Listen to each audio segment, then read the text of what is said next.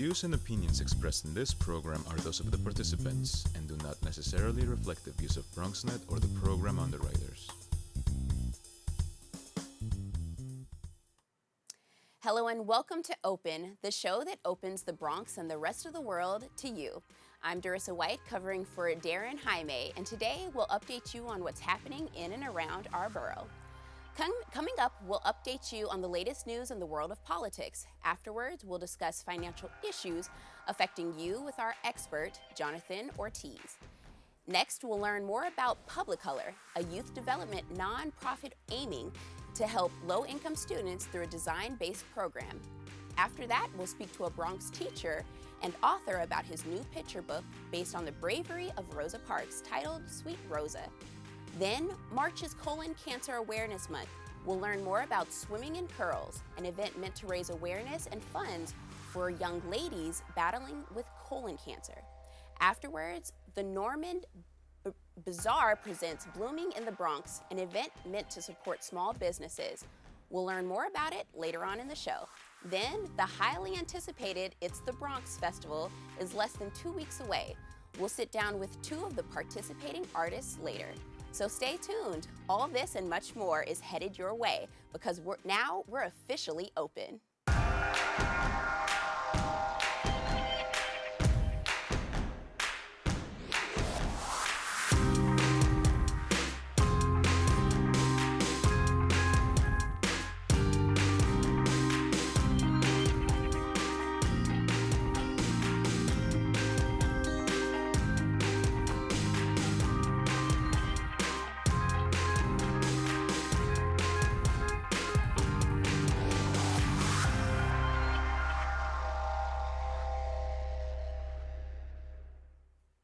Hello everyone, I'm Dorissa White and today is Wednesday, March 13th.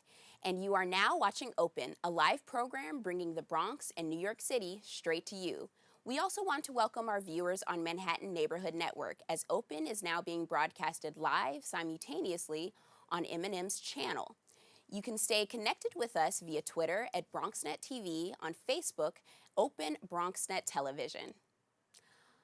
A lot has been going on through this past week, and we'll take you through it with Bronx Updates.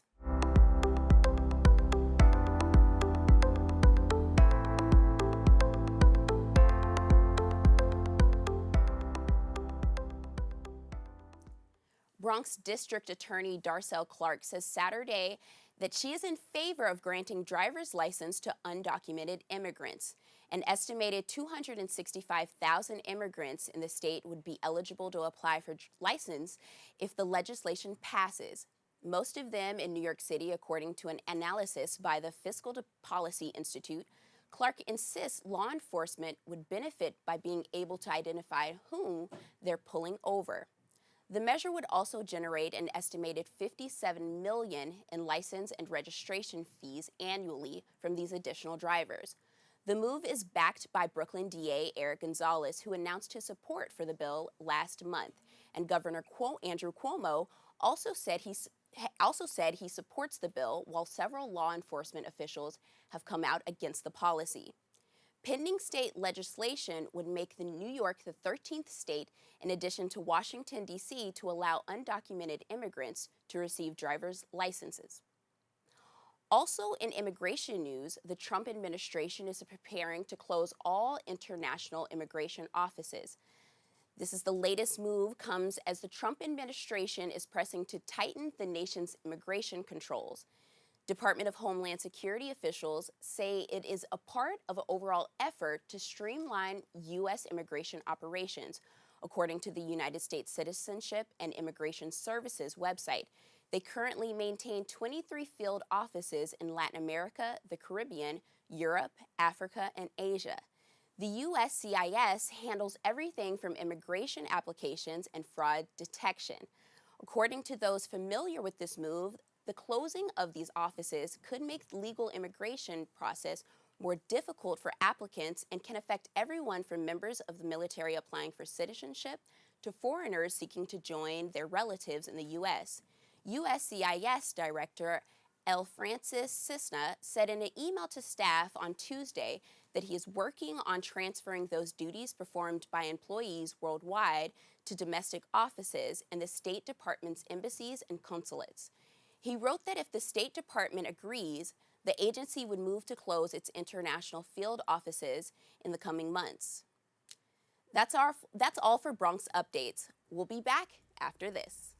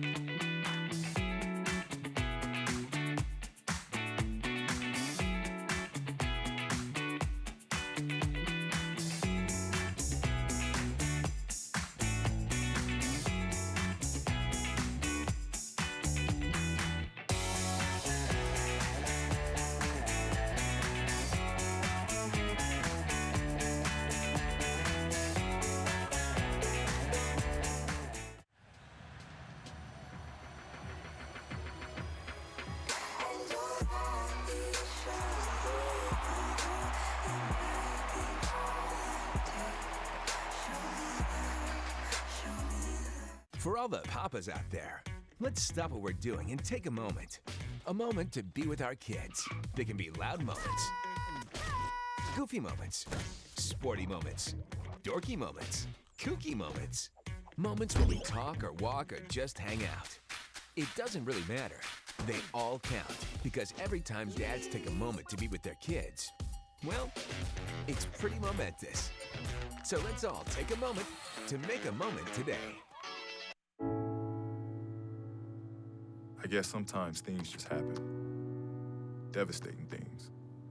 Your whole world changes in an instant. That's what happened to me. The day my mother had a stroke.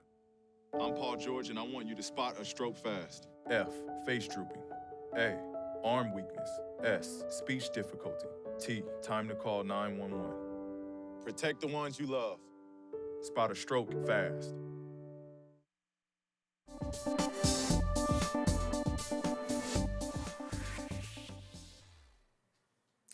Joining us via phone call to discuss the state budget, Mayor Bill de Blasio's South Carolina trip, the controversy surrounding Representative Alexandria Ocasio-Cortez, and much more is Michael Benjamin, Associate Editorial Page Editor for the New York Post. Hi, Michael. Are you on the line? Yes, I am. Good morning. Good morning. So a lot has been happening, especially with Mayor Bill de Blasio's South Carolina trip. Yeah, he's been the butt of jokes. I understand last night on the Late Show with Colbert, he made a joke of our mayor going to South Carolina and flapping his arms to the rhythm of R. Kelly's "I Believe I Can Fly." Yeah, I saw that on Twitter, and I just thought, how tone deaf is that? Yes, it is. Apparently, despite having an African-American wife and 2 African-American children, he's not hip to music. Right. or rhythm. and so during his spokesperson said how he's not supposed to know the entire R. Kelly catalog. So, he wants to be excused for that. It was very, very interesting to say the least. Yeah, but it took away from the reason why the mayor was in South Carolina. He's exploring a possible run for president, and he's been trying to take his progressive ideas on the road and talking about what he's done for New York City. I understand this morning he's headed to New Hampshire next to try to find voters who are interested in him and what he has to offer. Mm-hmm. It's unfortunate that his record in New York is still incomplete. I mean, when you look at the situation we have with public housing with NYCHA and the miserable shape that it's in, the fact that his turnaround schools program renewal has been almost a $1 billion failure for the last 6-7 years, and I don't think he's going to those states, South Carolina, Iowa, and New Hampshire, talking about those sort of things. He wants to talk about what he calls top-line policies, what it is to be a progressive, what he would want to do as president. But he hasn't really done much in New York City other than, his really outstanding, I guess, landmark pre-K and 3K program, allowing younger children to be in school to get a real jump start on beginning their learning, but we won't know what the real results will be for another, 12, 15 years. Right. as those kids begin to graduate. Right. And with that being said, I mean, are New Yorkers thinking about Bill de Blasio for president, in 2020? Many Democrats, who don't like the mayor and don't like some of his policies. And, in the legislature, he's having a little bit of difficulty having mayoral control renewed for even just 3 years. There are many, as I've read today, African-American legislators in the state assembly who don't think he deserves, a renewal for 3 years. They think it needs to be shorter, and he needs to accomplish more things for children of color in New York City. He believes otherwise. It just shows you that his message isn't getting through to even his folks who should be his political supporters. Right, right. And just shifting gears a little bit here, Alexandria Ocasio-Cortez, our representative from New York. What do you think? What do you think? All these controversies surrounding her. Do you think that it's just people from the right, really coming at her, taking jabs at her, or are these legitimate concerns that we should be? One, I think yes, there is an effort, concerted effort on the right to look at, examine, and criticize many of the things that she says. Some of the things she says, she does make some mistakes, but they get magnified in the media. Even, my own newspaper, on the news side, they've looked at her residence in Parkchester. Does she really live there? Does she live elsewhere? Is she going to open a district office in the Bronx? Did she open one in Queens? Why was she so late in doing that? Those are somewhat legitimate questions, but if you keep harping on that all the time, readers and voters tend to get turned if they think that you're attacking someone. Her Green New Deal, it's a couple 100-page long resolution that has no legislative weight. It's sort of a wish list, and some of the things that are being wished for on that list will be difficult to accomplish in the next 10 years and will be extremely expensive and really requires a sit-down and a walkthrough. The Speaker of the House, Nancy Pelosi, has not backed the Green New Deal. She'd rather focus on more, in her mind, more pressing matters at hand. Right. The Congresswoman, she's done some good things in Congress. I mean, as no legislation yet, but she has been a very good, during hearings, she's asked some really pointed questions regarding Michael Cohen. Yesterday, when it came to Wells Fargo and their funding of private prisons and funding those folks who've been handling migrant children and their families on the border. She's asking some interesting questions. So she does go in prepared for her hearings, right. and that's important to voters. Right. We have to take a quick break, so I'm just going to end the call with you. But thank you so much for joining us, Michael. I'm glad I was able to join you. Have a good evening. Have a good day. All right. Have a good day. All right. We have to take a quick break, and we'll be back with more Open right after this. This is the story of a boy who is very sensitive to lights and sounds. So he built secret hiding places where nothing could get in. The boy didn't like looking people in the eye. It made him feel uncomfortable. One day, he found out he had something called autism. His family got him help, and slowly, he learned how to live with it better. Early intervention can make a lifetime of difference. Learn the signs at autismspeaks.org. We built a media network for you. BronxNet TV. Come learn in your new state-of-the-art studios at Lehman College. At Mercy College. And coming soon to the South Bronx in the Hub. Inspire with your stories, culture, history. Your Bronx on BronxNet. Engage with us. Connect with us at your channels and at BronxNet.tv. Learn, engage, inspire. BronxNet TV. From the Bronx to the world. BronxNet. Behold the angry giant. Behold the angry giant. Behold the angry giant. Behold the angry giant. It only takes a moment to make a moment. Take time to be a dad today.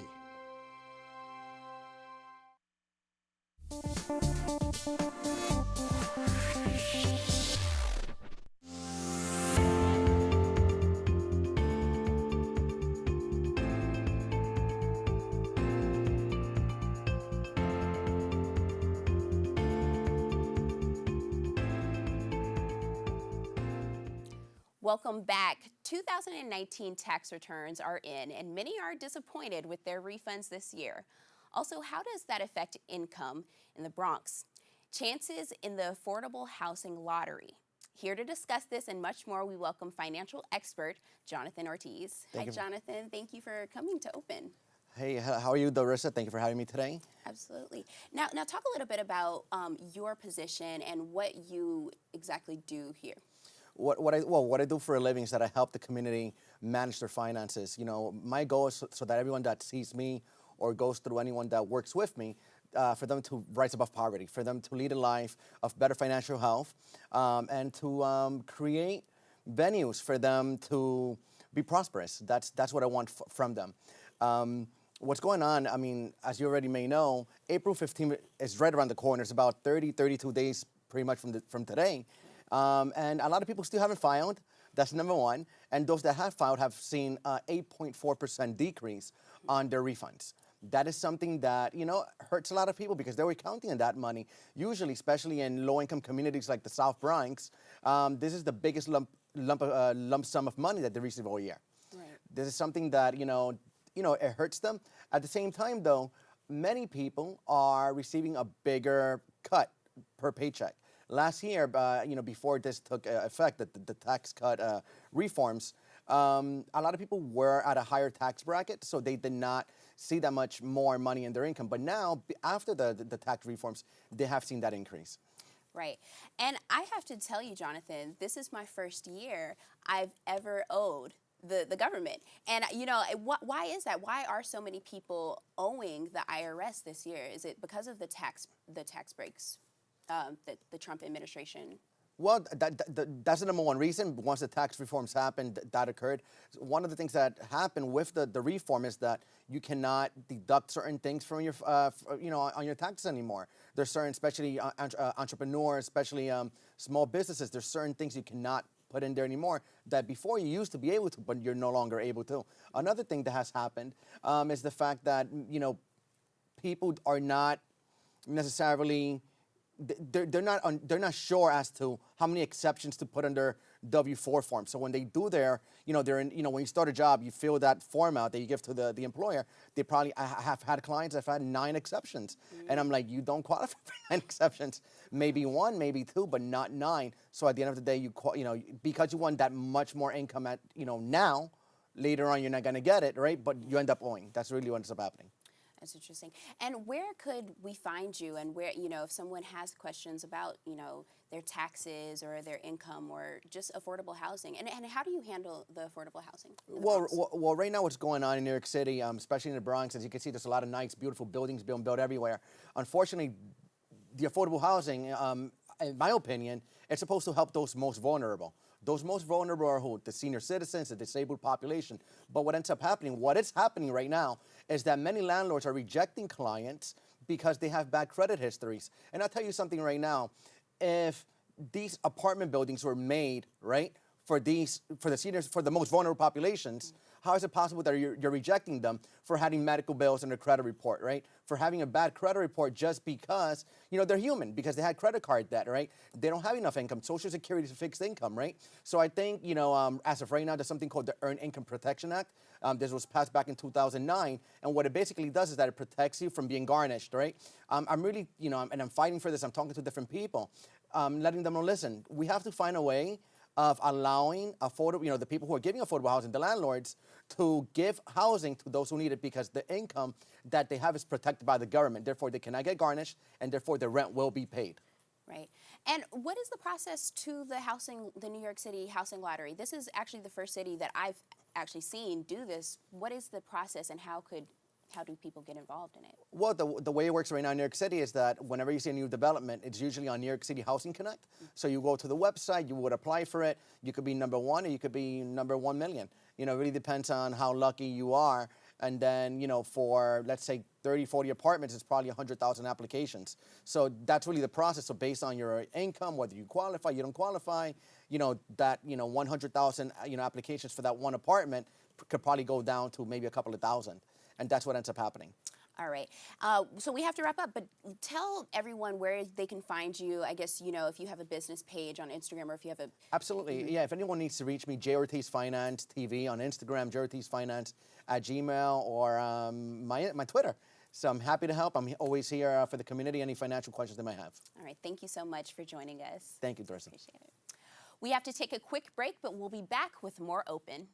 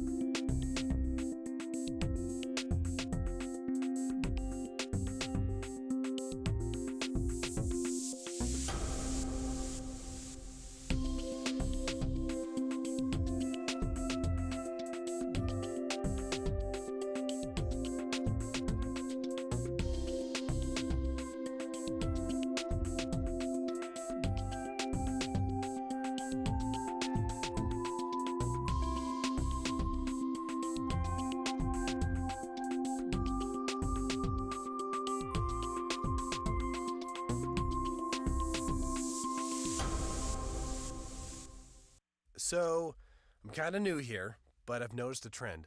My human does this funny thing where she goes around and gets all my toys, and then she hides them in that basket by the door. You know, but it's always the same basket, and it's always in the same place. And then she acts so surprised when I find them, but, you know, she's putting them in the same basket. Again. It's like, hello, that's where you put it last time. You were the worst at hide and go seek.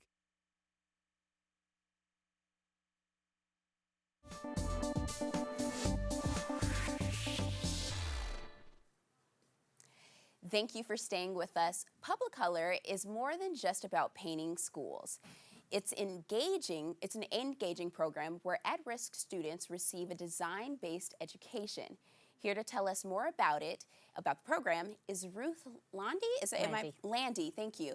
Founder, and you're Schumann. You are the founder, correct? Yes. All right. So just state your whole name again, because I feel like I just butchered your whole name. Just Ruth Landy Schumann. Schumann. All right. So talk a little bit about Publicolor and how did you get it started? Publicolor is a long-term youth development program where our students are with us for a minimum of 3 days a week for 4 to 6 years, as we're empowering them to stay in school and plan and prepare for college and career. Many of my students would have dropped out and been a burden to society, and instead they're graduating college and they're productively involved in the workforce, and they're also very engaged in their own communities. On average, about each of our students performs about 300 hours of community service a year. And our program starts with Paint Club, where we go into low-performing middle and high schools. We organize a bunch of kids in the school to paint all the public spaces of their school in beautiful, warm colors. My background is a master's in industrial design with a specialty in the psychological effect of color. And I founded Publicolor many years ago because I had gotten to see a number of middle schools in East Harlem, all of which looked and felt like prisons. And I thought, there's a disconnect here. Of course kids are dropping out. Of course teachers are burning out.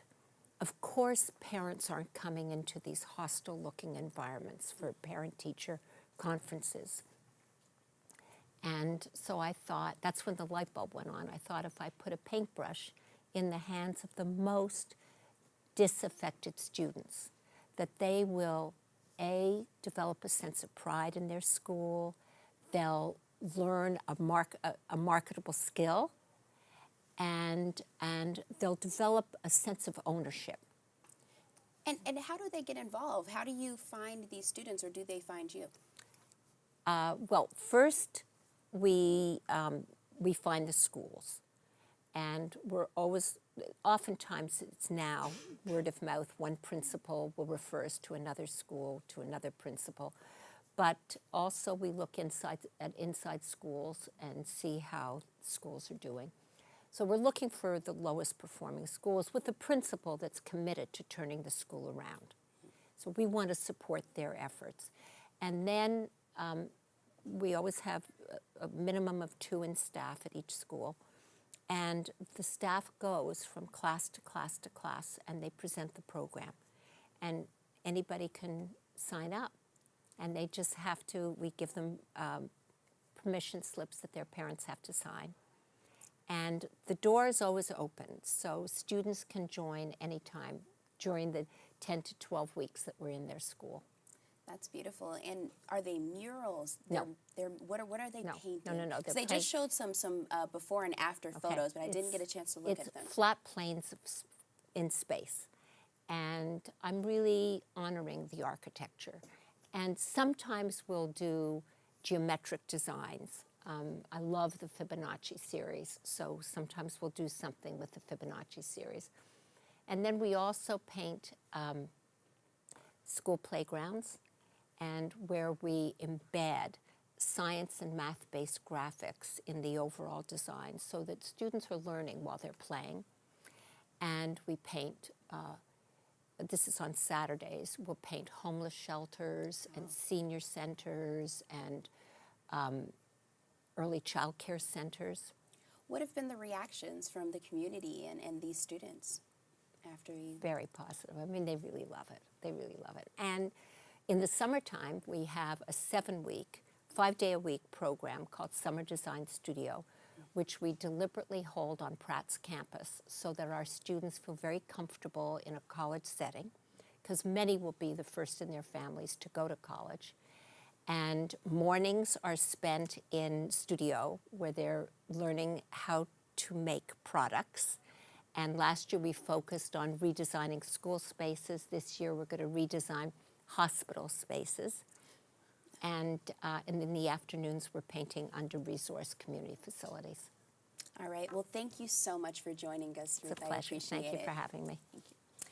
For more information and to find out how to get involved, visit publicolor.org. Don't go anywhere. We'll be right back after this. I'll never forget the day our landlord called and said, "Read your lease. No pets allowed." My owner tells him my dog ate the lease, but that didn't work. And now I'm stuck in a shelter. But this pit bull is ready for a new crib. I'm loving, loyal, and play well with others. So don't be intimidated by all my muscles, because the biggest one I have is my heart. That's right, I said it.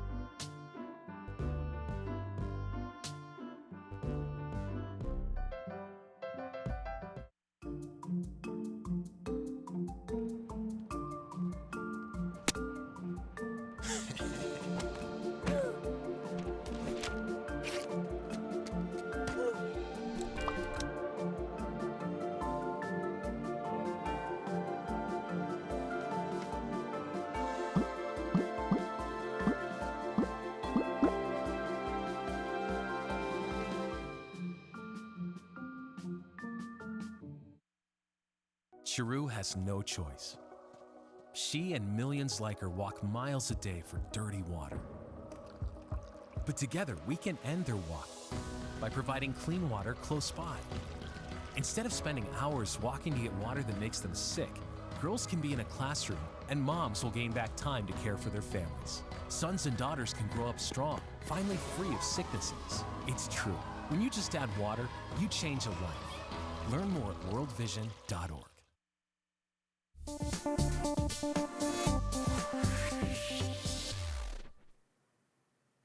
Thank you for staying with us. He is an elementary school teacher from the Bronx who just wrote his first children's book about Rosa Parks and her civil rights push titled Sweet Rosa. Joining us now to tell us more about this book is author and educator Kingsley Osei, right? Osei. Yes. All right. This is so beautiful. I was just looking at it while we were taking a break. What made you come up with this idea? Well, initially, I was thinking back to when I was a teen and how I was compelled and just gravitated to this tale of Rosa Parks and her bravery and being so courageous during that stand and during the civil rights movement. And it kind of resonated with me as I got older as well, because, you know, me working with all boys, they don't actually see females in that light. So I decided to, you know, just think about Rosa Parks in terms of what she did for the civil rights movement and try to make her into this, take this feminist type of stand and just make her into a superhero.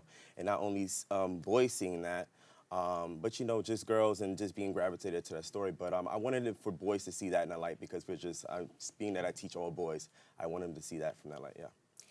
So talk a little bit about the experiences in the book. I know that this is a children's book, but does it tell kind of like a compelling story, or just Yes, it does. So it goes down to the, it starts from the story of her, of course, saying no to that bus driver, but it also tackles her friendship with Martin Luther King. And me being an educator as well, what actually made me actually write the story, because in Boys Prep, I teach at Boys Prep, elementary right on 151st and Grand Concourse, and I'm also the lead teacher for Martin Luther King's class.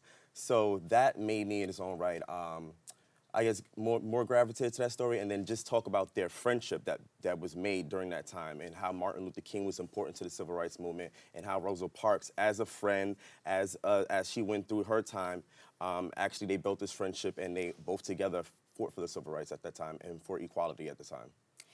That's right. And you seem so young. I don't know how old you are, but I'm in my 30s. You're there, so you are young, and this is your first book that you've published. Yes. What does your family think about this? Oh, well, I had my book launch, and my family came out and showed out, and they're very proud of me, and I'm in the process of writing my second one. My second one will talk about Colin Kaepernick, another stand in terms of fighting for equality. But like I stated, my family was super, super, super duper proud of me. And I mean, what I'm seeing from the book, at least, it's about Black issues. Is that what you want to focus on, and do you want to make the rest of your book line? Yes. So this is being the first one. It's going to be a series. Like I stated, the second one is going to be about Colin Kaepernick. The third one will talk about Frederick Douglass, and then I will be starting another one about Malcolm X. So it's going to be a series of just talking about those Black issues and fighting for civil rights during that moment, during that time, and during this whole 60s and the 50s. So it's going to be a series that I'm currently working on. And the Colin Kaepernick book is all done, and hopefully I'm just looking for an illustrator right now, but it's all done. Do you feel like schools need more Black history books? Yes. Being an educator myself, I think it's really, at this point in time, I think that we don't tackle it enough. And some of them is out of our power, but I just feel as if we don't tackle it enough. And that was kind of a reason why I decided to dig into this type of book and just construct this book, because I think the boys or even girls or whatever it is, they need to learn more about Black history, because I think we don't delve into it more.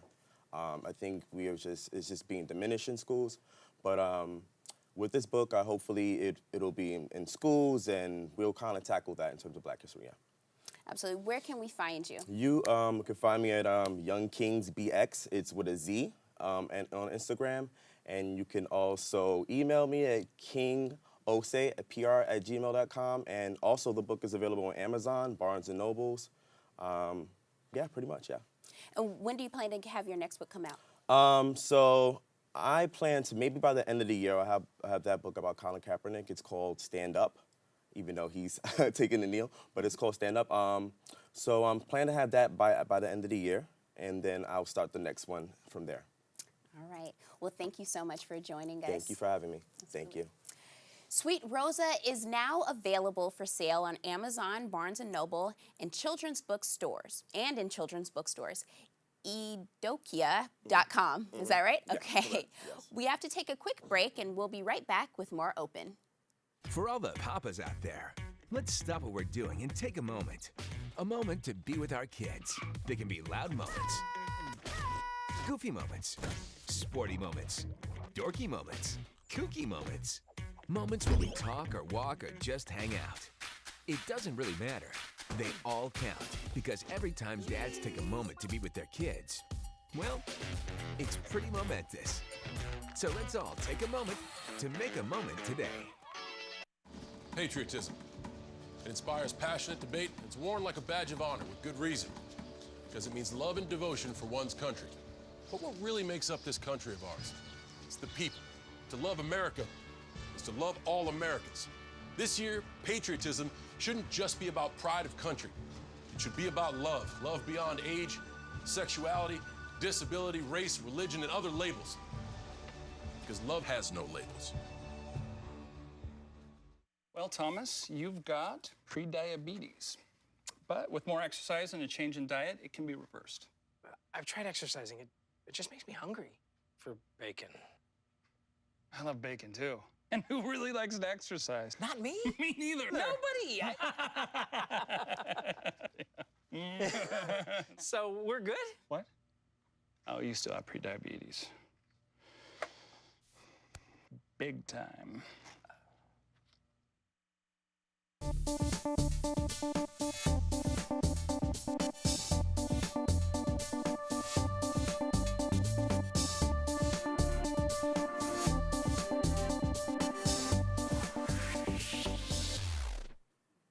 Welcome back. Swimming in Curls is a series of events meant to empower Latinas to thrive in business, education, and natural hair. The first event to kick off the series raises awareness and funds for colon cancer. Joining us now to give us more details about the upcoming event is Ashley, and I don't know how to pronounce your last name, so I'm going to have you pronounce it, okay? My name is Ashley Cuadrado, and I'm the founder of Swimming in Curls. Okay, so talk a little bit about what is your organization about? So basically, it's about empowering Latinas to thrive in business, education, natural hair. Every event series, I will pick someone that I see that needs help, or any entrepreneurs, ladies, that need help and raise money to actually help their business to grow, help their education. They need scholarships to raise money. And it's all about embracing your hair, because I started my transition years ago, and I was like, people need to learn how to do this. People need to accept who they are, accept their hair, accept their culture, accept their race. So that's how I started. I see you coming with this big, it's so beautiful. Thank you, it is so beautiful. And so you want to empower people to wear their natural hair and to wear. Correct. I mean, I started my transition in 2015. I didn't know anything about it. I used to straighten my hair because I thought I looked better, I thought I looked prettier. And until I got tired of paying $20 at the salon every week. And I saw my curls come out, and I saw this community on Instagram, and I have so many curl friends, and that's what we call them. I like that, curl We have friends. so many curl friends, and we just empower each other to love each other, to love ourselves, and it's a great community. And I was like, what better way to help this community even more by starting this event? But what inspired you to do this? Because I know they have Brooklyn's Curl Fest, and actually when I moved to New York, I actually found that out. So is that one of the reasons? Or? I feel like I started it because I see through the community how many people need help. You see these small businesses needing help. You see people who can't afford to go to school or pay for just the simple things in school, their books. So I wanted to help. I wanted to use this community to help them and empower them. And like this first event, one of my best friends is going through colon cancer, and I was deciding to do it in March anyway, and then she was diagnosed when she was 21. Mm-hmm. And I feel like people, because it's so rare, because it happens to older people, I wanted to help her. And I see what she goes through, and she's a third-time patient. So it's like I see the pain, and I'm like, I can only help. I want to help you to do this. So that's why I started the first event with her. And then the next event will probably be a small business, and so on and so forth. Mm-hmm. Do you feel like a lot of people don't really know about, colon cancer and just the statistics of colon cancer? Correct. I didn't know anything, and when I met her right after she had she was diagnosed for the first time. So I was like so surprised, because it's like, wow, I never heard somebody who's 21 who has colon cancer. Mm-hmm. So now that she's 27, it's just like, wow, you still have it. And I didn't know anything about that. So she's been educating me, and then I'm making her film videos about it, just so people can be aware that, you can go check yourself. A lot of insurance doesn't cover that because you're so young. So I want to make people aware that if you feel something, go to the doctor and do it. Right. So every event, is it going to be highlighting a certain issue, and are you going to be raising funds for that issue, or how is it going to be structured? So it's going to be like the next one I'm planning is going to be like a small business. I'm going to see what small business need help, like either a hair product small business or any small business that needs help to start up or just to continue. And So it would be that, and then the education. I want to go through, hit the 3 points: the education, the natural hair, and the small businesses. Right. So, okay, so in this event, even though you're highlighting colon cancer, you're still going to incorporate natural hair with it. Yes, so it's like, that's why swimming in curls, and like I'm a mermaid, so I love this it. is great. So I was like, that's the name of the brand, like swimming in curls. Just like, I still want to know, like, embracing your curls. Everybody will get a goodie bag. There have sponsorships. I have like Diva Curl, like Palmer's. I have all like these big brands donating samples, which is so great. So everybody's getting hair products when they come in. And it'll be great. Like, I'm so excited. And it's next week. Well, we're excited for you. BronxNet is supporting you. So when is the event, and where can we find you? So the event is March 23rd at 3:30. You can find me on Instagram at Ashley Cuadrado, and the event information is Swimming in Curls in Instagram. And then I do have a website that keeps you informed, ashleycuadrado.com. All right. Well, thank you so much for joining us. Thank you for having me. All right. To find out more about Swimming in Curls, be sure to visit their Instagram, Swimming in Curls. We'll be right back with more Open right after this. Why don't you ever see elephants hiding in trees? Because they're really good at it.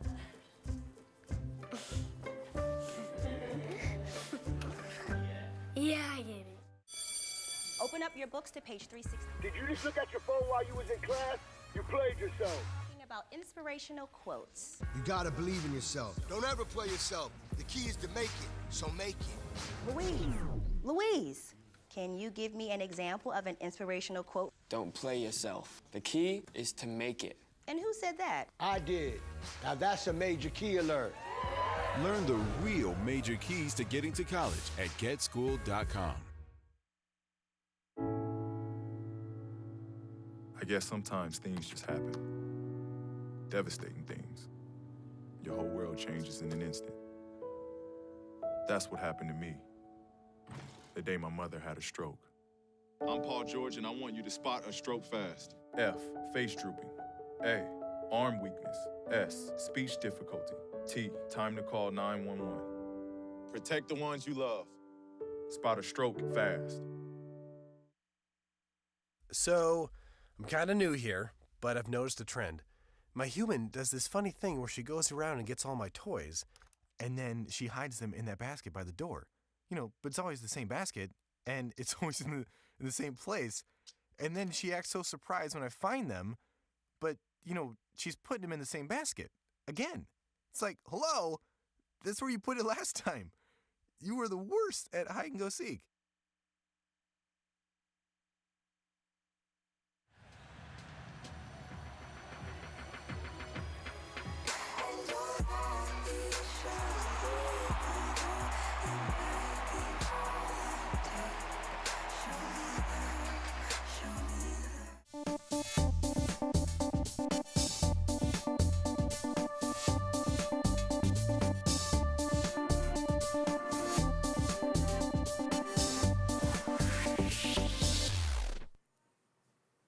Welcome back. Blooming in the Bronx is an upcoming event meant to support small businesses, presented by Nomad Bazaar, a collective that highlights independent brands created by people of color. Here to discuss Blooming in the Bronx are Nomad Bazaar co-founders Natalie Cruz and Lorenia Henriquez. Welcome, ladies. Thank you for having us. Of course. Talk a little bit about this event. So the Nomad Bazaar is basically a nomadic shopping experience, and we go from borough to borough, collecting different vendors from that borough to create an awesome shopping experience. So our first event was in December. It was a holiday market, and that was in Manhattan. So we've moved to the Bronx to create Blooming in the Bronx. And this event will be this Saturday, March 16th. Wow, so this Saturday. Yeah. So what are people expecting when they walk into your event? We have over 40 vendors, as well as for your ticket, you get one free drink as well as a raffle ticket. So it's going to be a huge raffle at the end. We're also going to have a DJ. So it's going to be, and we're also going to have other little stations where you can do certain things. So it's a market and more. Yeah. So you're giving small businesses a platform. Mm-hmm. And was that your goal coming into this? Yes. Most definitely. We noticed that there's a lot of pop-ups that happen in the city, and we noticed there was a lack of representation and community, and so we wanted to create some sort of organization where we can create pop-up markets in different boroughs and highlight the amazing makers that the city has to offer. So, creating a low cost for the vendors to participate and creating a fun environment for the customers to come to. So there'll be such services as massages here. We're gonna have acupuncture, someone doing Reiki. We're gonna have a tattoo artist. She's actually a prominent tattoo artist here in the Bronx, Art by Jar. She's amazing. And all these other great vendors that are gonna be there as well. That's great. That's great. And is it specifically for people of color? Because I read that in the just run through, or what is it about? Well, most of the vendors are of color. Okay. We don't shun away anybody. It's for everybody. But we do give preference to people of color, just trying to give people that opportunity to, if they have a small brand that's a burgeoning brand that might not have a lot of exposure, trying to give them that exposure to their neighborhoods. And we just kind of want to foster that relationship out in each borough. I guess my question is, are you trying to promote buying black and buying, of people of color? Most definitely. Yes. Most definitely. And why is that? And we think, do you want to go? Well, as people of color and like Natalie mentioned earlier, there are some markets that are targeted for people of color, but I don't think there's enough. And and the ones that do have, not a lot of them have that sense of community. So that's one of the major reasons why we started Nomad Bazaar, to build that foundation. And our event in December, we had a lot of new vendors that have never vended, and they had such a successful event in December. And this time around, we have a couple of newbies. So we love newbies. We take them in, and we're like, we'll protect you and we'll help you. So we just encourage that I feel like is just missing. There are, but they're not enough. So we just want to make our own version in a unique way. So I guess I'll ask you, what is one takeaway from going to your event? Having fun and possibly being a little poor after you leave because there's so many vendors. She'll be vending, I'll be managing, and I'm like, okay, I know I'm going to be dropping so much money because I see all these different vendors and what they're offering. We even have a little specific thing right here. This is actually made by one of the Bronx venders that will be vending there. We'll try to zoom in on that. Yeah, really That's cute. beautiful. This is by Ojalá Threads. It's a beautiful little onesie, and the specific thing that this represents is for Dominican cultural heritage. So the onesies are aimed at Caribbean heritage, and they're really specific to that culture. So there's going to be other vendors that are specific to different things like health and wellness, beauty. We have, like I said, the service-based vendors. So there's all kinds of stuff that people will be vending. We also have 3 nonprofits, which are Bronx Soul, Tribe Co-Create, and Artists for Puerto Rico. And they will be saying information about their causes as well as selling merch. And can people still become a vendor, or is it vending closed? I know that it's this weekend. We're booked solid, Oh, which wow. we're very happy about Congrats. that. Congrats. Thank you. But for tickets, you can go on our website, which is www.nomadbazaar.co, and you can get your tickets. So it's $5. And then you can also go get at the door. All right. And where exactly is this going to be held?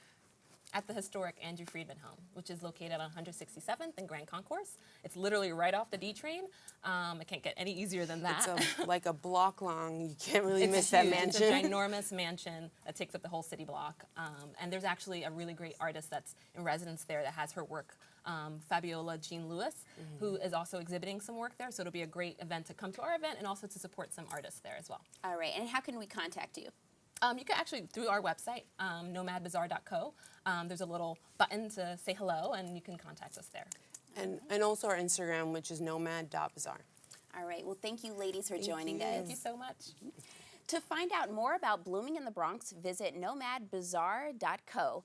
We have to take a quick break, so stay tuned for more Open.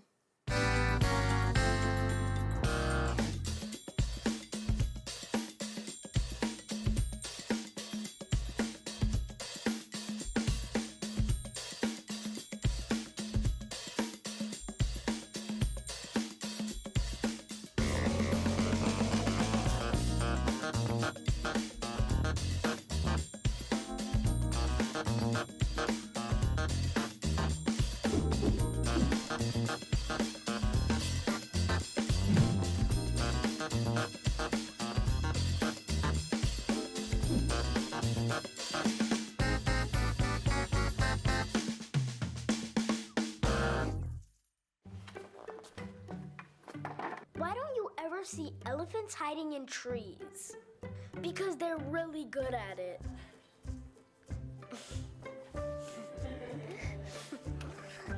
Yeah, I get it. Well, Thomas, you've got prediabetes. But with more exercise and a change in diet, it can be reversed. I've tried exercising. It just makes me hungry for bacon. I love bacon, too. And who really likes to exercise? Not me. Me neither. Nobody. So we're good? What?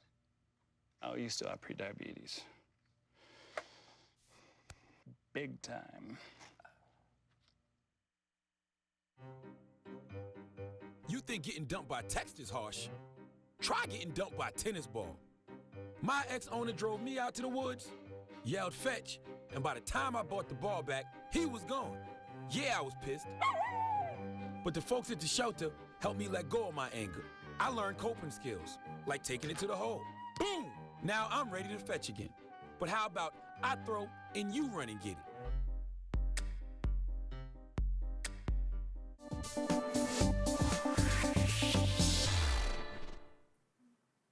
Welcome back. Here at BronxNet, we've been promoting the art, food, and music you'll get to witness at It's the Bronx, a highly anticipated festival dedicated to celebrating Bronx hustle and culture. And it's less than 2 weeks away. We're joined in the studio by two out of over 50 artists presenting their work at It's the Bronx, painter Luna V, and photographer Mike Carlo. Welcome. Thank you, thank you. So talk a little bit about your art. You're going to be, this is your second time in It's the Bronx, is that Yes. correct? Yes. How did you think about the first event and what did you show? The first event was just a preview, so when you guys come in 2 weeks, you're gonna see everything that we got. Oh, so, snap. Yeah, so we're ready for you guys, and we're ready to have things seen. So. Definitely. And what did you think about the first event? So the first one definitely went better than I imagined. It's one of the biggest events I've participated in, so it was just a really cool crowd that came through, and it was just seeing the Bronx community, the Bronx art community come together, so it was super dope. And what do you do? What is your artistry? We'll start with you. So I'm primarily a painter, so I mostly work with acrylics on canvas. Okay. Besides that, I sketch here and there, I write poetry. And this is your art right here? Yes. Oh, that's beautiful. Thank you. So many colors. What inspires you? So it's a mix of things. Primarily, I work with divine feminine energy in my paintings. So I like expressing a lot of the woman figure, a lot of ideas and things that represent what it is to be a woman, the kind of vulnerability and issues that we go through. And on top of that, the spirituality aspect of it. So it's kind of just a process of my own journey on canvas and in color. And what about you? I do street culture and portraiture. So today, I think I have a couple of portraits being shown today, but I do a combination of both. I show that real, Bronx, how it is, the street culture and stuff like that, but then I turn around and do regular media, portraits of headshots and, up-and-coming models and things of that sort, so.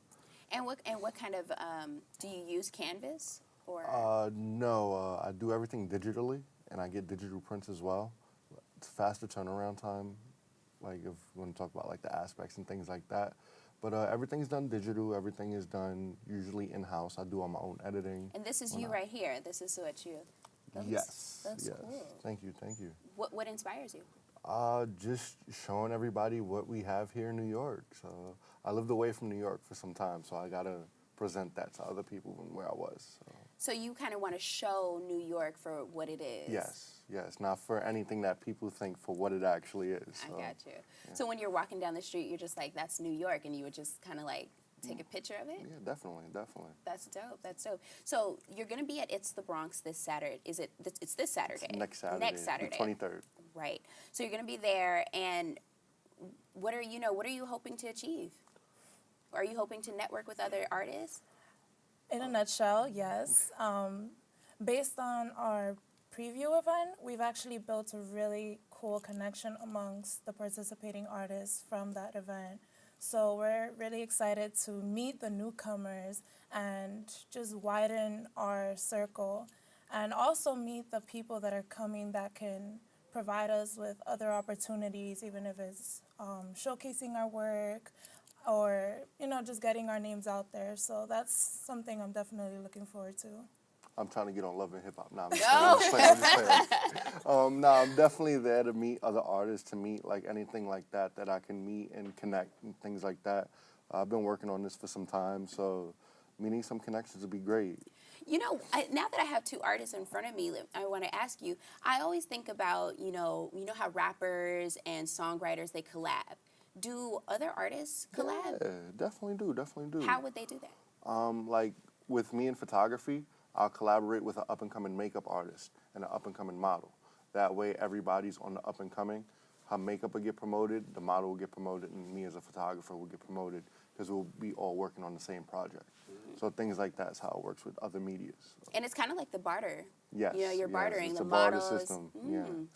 And what about like with your canvas? So similarly, on canvas, there's a lot of multimedia art. So working with a photographer and mixing the painting with the photography, making like a collage, mixed media kind of piece. So that's one way where on canvas that would be a dope collaboration. And have you ever done that before? No, not yet. I really want to. That's something that I'm working on moving forward, especially coming with this event, is being able to meet other artists and seeing, you know, like feeling out the energy, seeing what everybody does and seeing what I would want to work with in the future. Definitely. Well, we're going to wrap up, but where can we find you at? So I'm on Instagram. It's LunaVR. And you can also email me at lunavr@gmail.com. I'm anywhere, but you can find me on the internet at Mike2_Carlo, my name, and I'm right there with all my artwork for you. Did you say you're anywhere? Yeah. So I'm just going to walk down the street and see? Yeah, I might be there. I might be on the roof above this building. I might be in the alley up the block. I'm everywhere. All right, well, thank you for joining us. Thank you, guys. You can check out all of Luna V's paintings and Mike Carlo's photography at It's the Bronx, taking place at the Andrew Friedman home on Saturday, March 23rd. For more information about tickets, for more information about tickets, just visit itsthebronx.com. We've come to the end of our show today.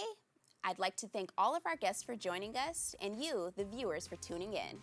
If you miss any parts of the show, you can catch it on the Recable broadcast at 5 p.m. and 10 p.m. on Optimum Channel 67, Verizon Fios 33, or watch it anytime on the web at bronxnet.org. That wraps it up for us here on the set of Open. I'm Dorissa White. Make sure you keep this channel wide open. Take care, and God bless.